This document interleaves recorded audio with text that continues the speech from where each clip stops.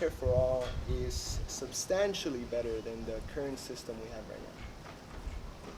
right Um, well, one, we have tens of thousands of people dying because they can't access, basic healthcare that they need under a Medicare for All system, which is a system that would prioritize preventive care. Um, we would, people who need life-saving care will be the first to get it. They're going to be the ones prioritized to get it. I think it's essential that we move from a system where you can get the care you want if you have the money for it, or if you want to go bankrupt. I think it's important that we move away from that and move over to a system, a single-payer system that prioritizes preventive care. It also makes the most sense because, just because of the way that insurance works, if you have the bigger risk pool and you have the low-risk insurees offsetting the high-risk insurees, it's also a way to keep the system solvent. So that's why I support Medicare for All over the public option. Um, People need healthcare. I look at healthcare as a right, just like I look at education, just like I look at a lot of, public infrastructure like roads and whatnot. This is also, healthcare is not, housing as well. Healthcare is in that same pool of public goods that should be provided at the federal level. So, the system that we have now, medical bankruptcy is one of the top causes of bankruptcy in this country. That would be, that would no longer be the problem under Medicare for All system. People who need the care that they need, especially if it's life-saving care, they'll be the first ones to get it. That's more of a general answer of why I think Medicare for All is a much better system than what we have now. Yeah, so there was a study done in 2015 that found that 1 million Americans declared bankruptcy because of medical bills. 1 million.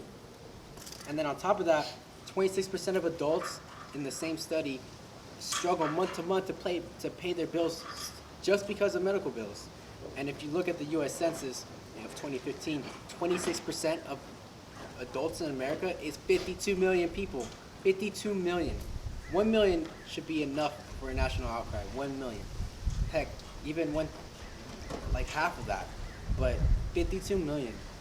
On top of that, people work multiple jobs, and if they have to pay these absurd medical bills, and then even when they pay, the thing is, like, when you pay for car insurance, and like if you're fully covered, they'll cover you pretty much every penny.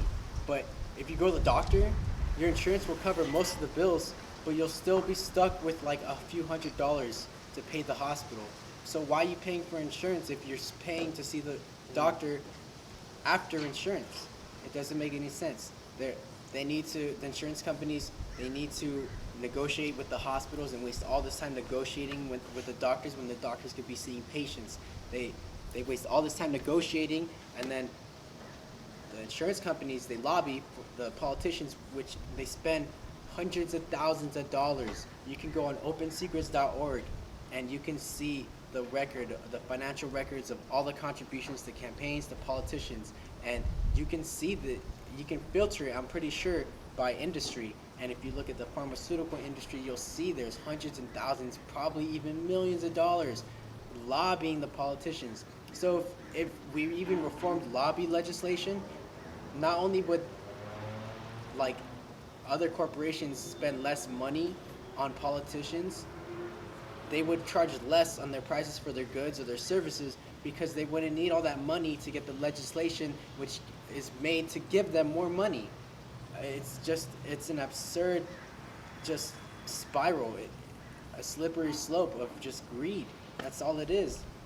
So like it doesn't make sense. Like insurance companies, even by nature, like even if you go on Reddit or anything, you look at the public opinion, they'll even think like insurance is ridiculous. Like they'll look for any reason to not pay you. I totaled my car because of a complete accident that was out of my control, and because of a human error with an employee at one of the car insurance companies, they refused to pay me 1 penny. And because I'm a working class citizen on a minimum wage job, not a living wage job, I couldn't afford this unexpected expense because I had to pay $2,500 for another really like worn out car, and because my insurance didn't want to pay for it. And that's car insurance. Any insurance company, health insurance, they will look to not pay for your stuff. Like it's ridiculous. Like people shouldn't have to go bankrupt because they can't afford one unexpected expense in their life. It's just too much. Medicare for all, it would definitely alleviate this one of the burdens, one of these unexpected expenses on working class Many people burdens. everywhere. Many burdens. I think the main thing that people have to understand is that the system is broken. And yeah, Obamacare fixed some things, but the premiums nevertheless went up. And also the percentage that private insurance companies could get out of Obamacare, it goes along with the increased rate. So let's say it was 10% that they get out and the premium increases 100%, their average comes out to even more than that. And then people just have to understand that if we keep trying to gradually improve the system, nothing's going to get done. People are still not going to be covered. In 2018, Americans borrowed $88 million for healthcare costs. 65 million said they were scared out of their fucking minds to get in a health accident because they knew they wouldn't be able to afford it. Now, the only people that will tell you that the health industry is working for them are the people who can afford it, but who's that? When when almost half of Americans are earning about $30,000. So that just goes to show you the small percentage of people that are going to tell you that it's working for them.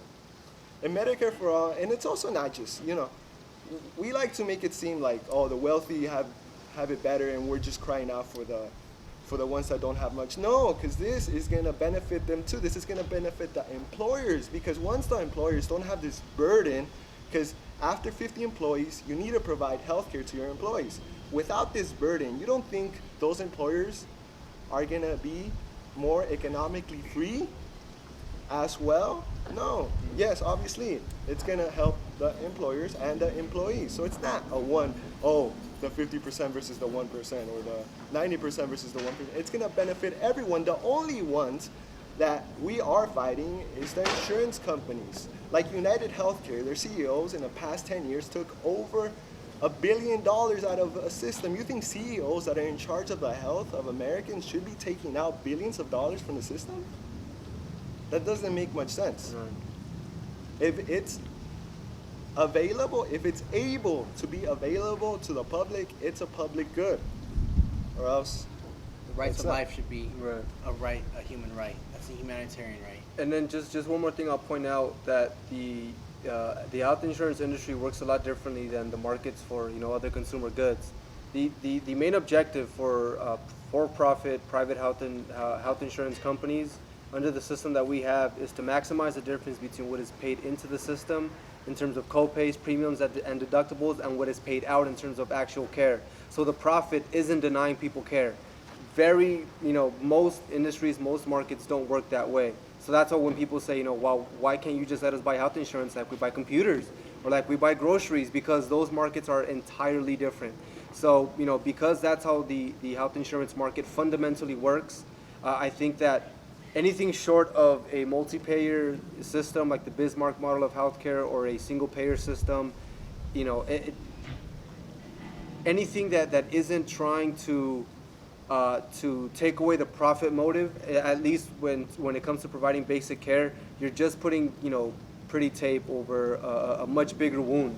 So that's why we need to move to a single-payer system. Yesterday, last week, last year. Because of how that system works. So things like a public option is better than having just a completely deregulated or a private healthcare market. But why would we go with the public option when we have Medicare for all here? We wanted a public option when Dems were fighting for Obamacare, but they didn't want to fight for it. Now that we're fighting for Medicare for all, now they want to pretend like, okay, we're for a public option. I'm sorry, no. We have a much better option on the table, and it's Medicare for all.